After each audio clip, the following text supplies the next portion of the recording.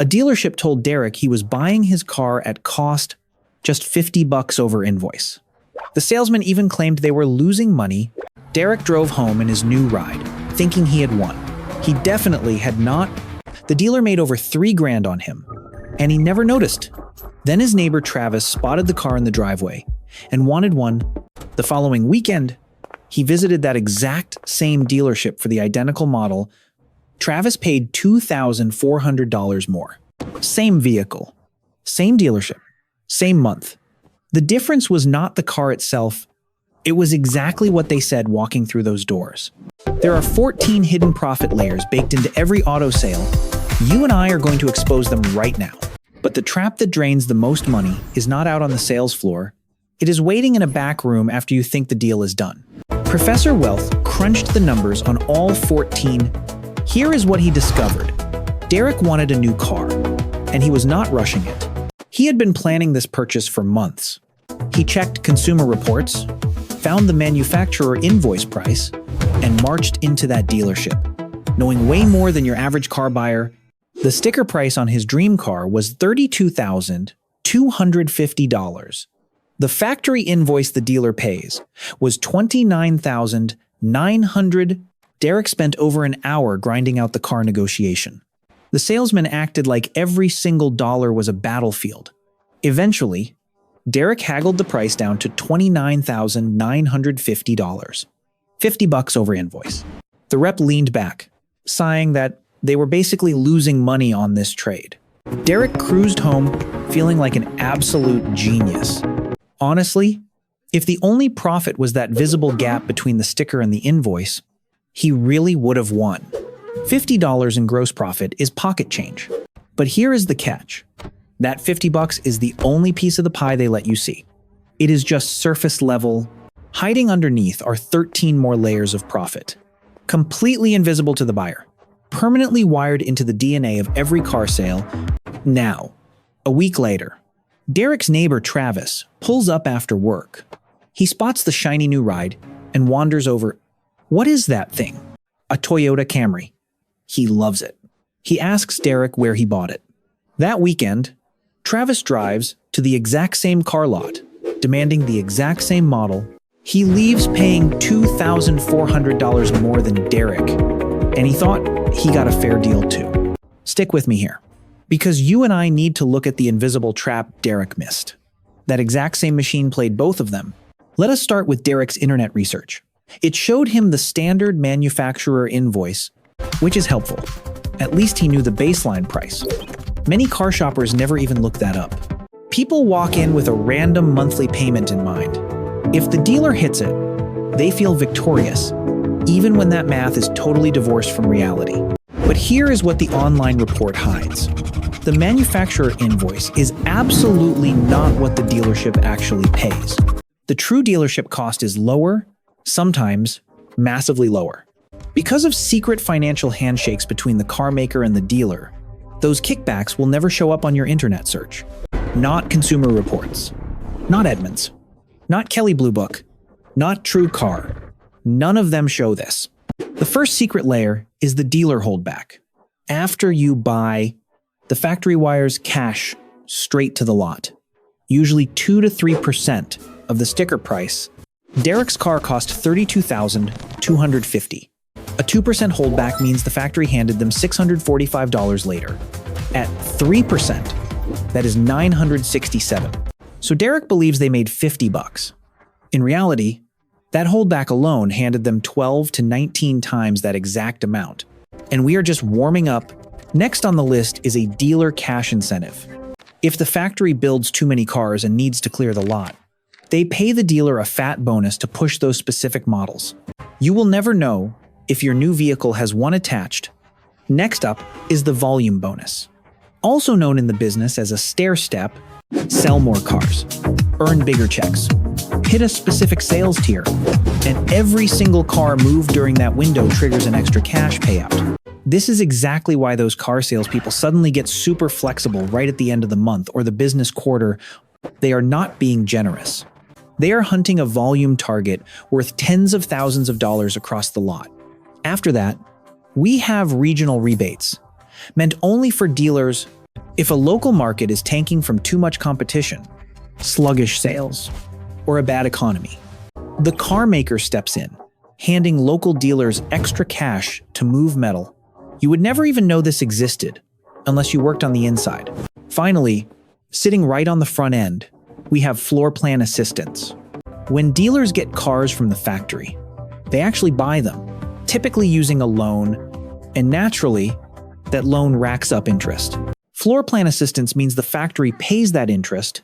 So, what do you and I learn here? It is just another hidden subsidy, making the real car cost plummet. I want to highlight one more category: back-end incentives. These payments are tied to customer satisfaction, brand metrics, and service quality. They aren't linked to individual car sales, but I see them as another way cash flows from the manufacturer right into the dealership. But honestly, here is what makes all of this basically irrelevant.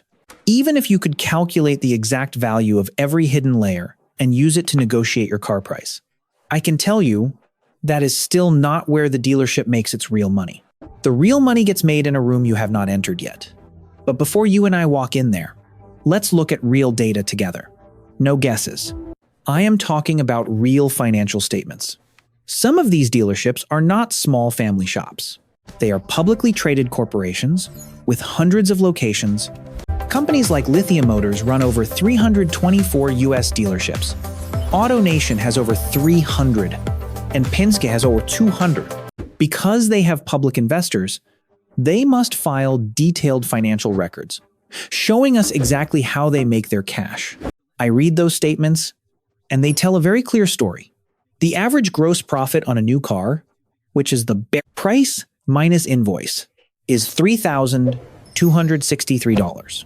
On a used car, it is about $2,084. Now, gross profit helps, but it is not everything. The dealership still pays rent, staff salaries, the front desk worker, the electric bill, and general lot maintenance. These are the operating costs accountants call SG&A expenses. Selling, Shinarel, and administrative. Once you subtract all of that, the actual net profit per vehicle drops to between $500 and $1,200, depending on the records. That specific number is what makes Derek feel like an absolute genius. He paid $50 over invoice. Your average buyer pays over $3,000 above invoice. Derek feels thousands of dollars ahead of everyone else on the sales floor. But I am telling you, the sales floor is not where they make big money. The dealership is not done with Derek yet. Not even close. He thinks his car negotiation is totally over because he shook hands. They walk him down a hallway into a smaller office just to sign paperwork. I promise you, this is the most profitable room in the building. And almost every single buyer walks in there with their guard totally down. The person sitting behind that desk is the finance manager, but do not let that title fool you for a second. They are not a clerk. They are not there to process forms. I guarantee they are the highest earning salesperson in the dealership. There is a very good reason they sit in that office instead of the main floor, because that is where they pull the biggest cash. Looking at those exact same financial statements, here is what dealerships actually make in that back office. Between $2,000 and $2,800 per car, directly on top of whatever profit they already made. Let's figure out exactly where that extra money comes from together. First, the loan reserve. When you finance your vehicle, the interest rate you get is not just the lender requirement. The dealer marks it up. If the bank approves 4%, the dealership might charge you 5%. I call that extra 1% the loan reserve. And it is pure profit. Across every car sold, that tiny markup hands the dealership $600 to $800 per vehicle. Next up is the extended warranty. This is where they hand you a brochure filled with everything they cover.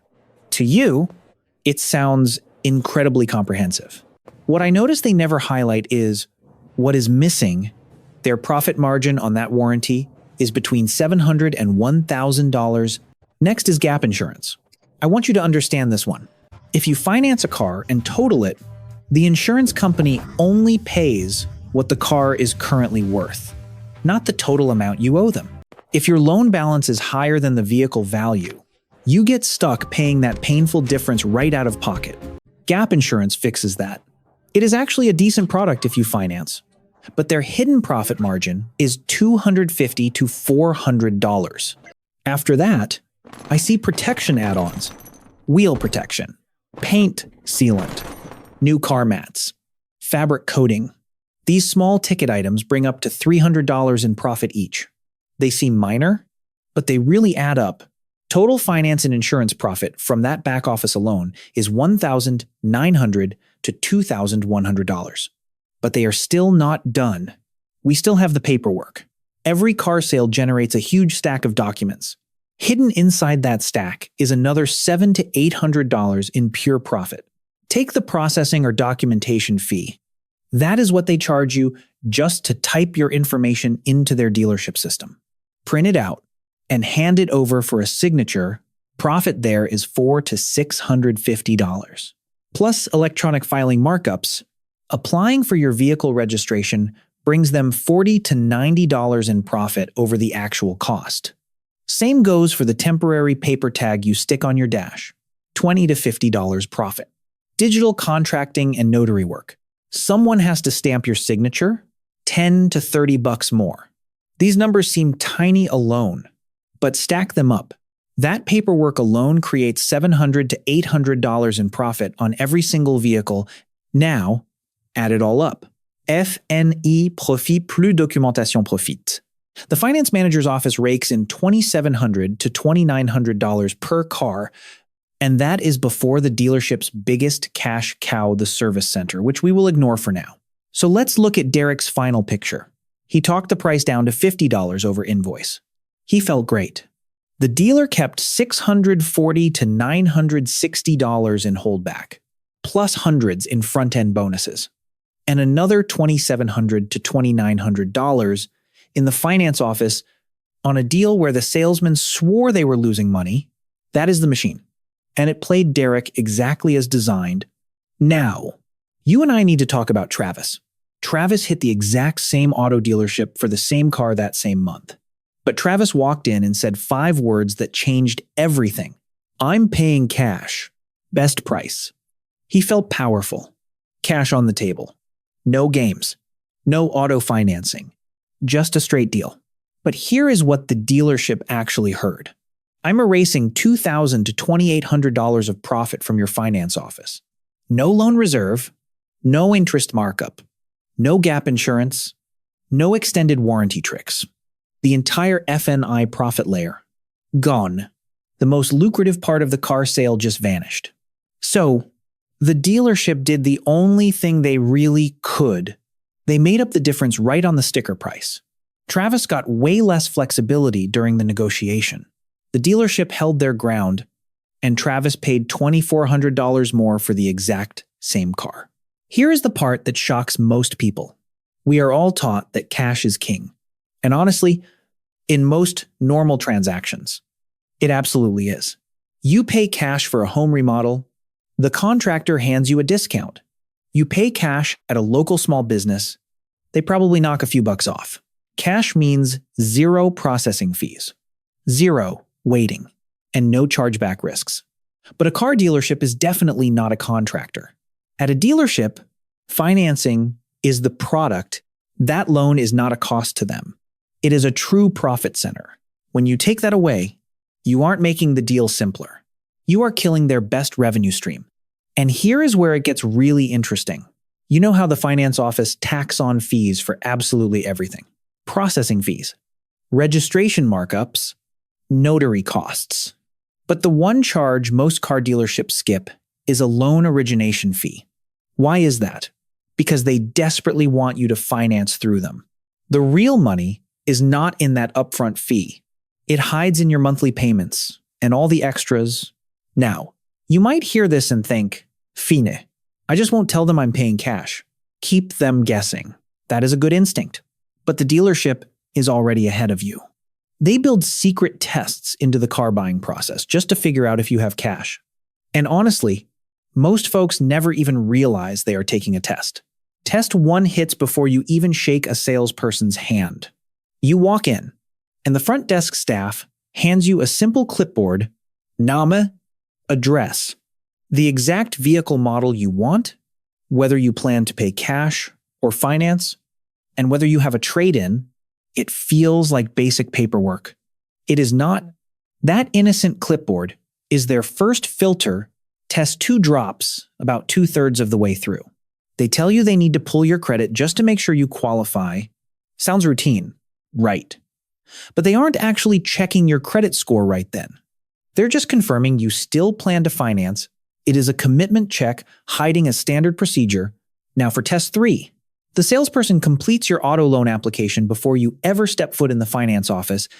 By this point, you have confirmed your auto financing plans a few times, completely by accident. If you write "not sure" on that clipboard, the whole dynamic shifts. But the deeper you go into the deal without committing to a loan, the less flexible that car dealership gets on the final price. Your bargaining power shrinks at every stage. So, here is the question. Stick with me here. If cash costs more, and they test you constantly, what is our move, Professor Wealth?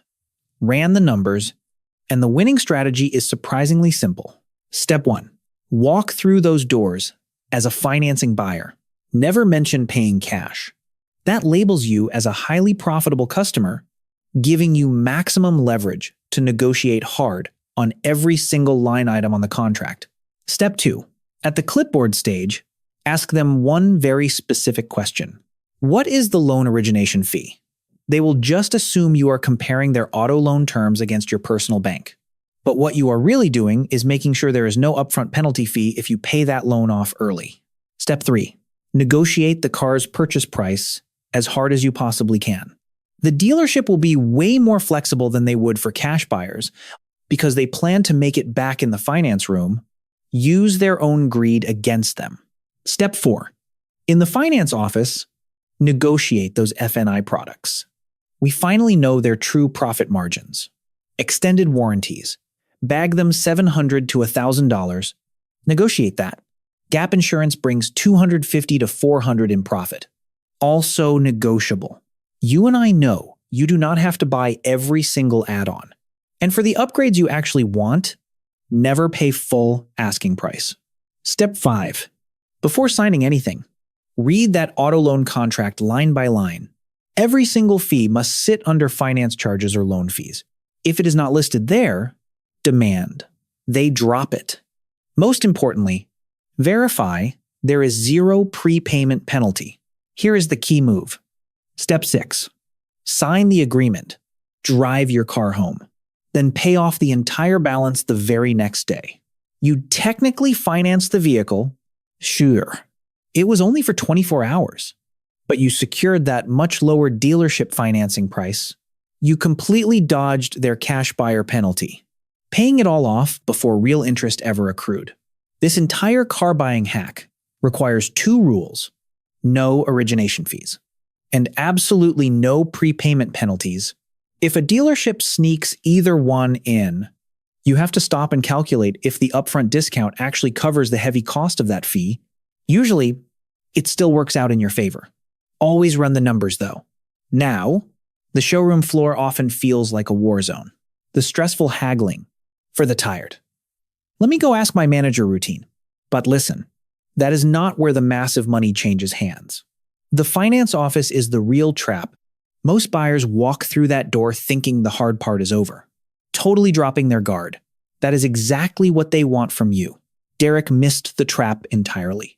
He fought for a solid upfront price, only to surrender his savings right back to the finance guy. Travis played it even worse.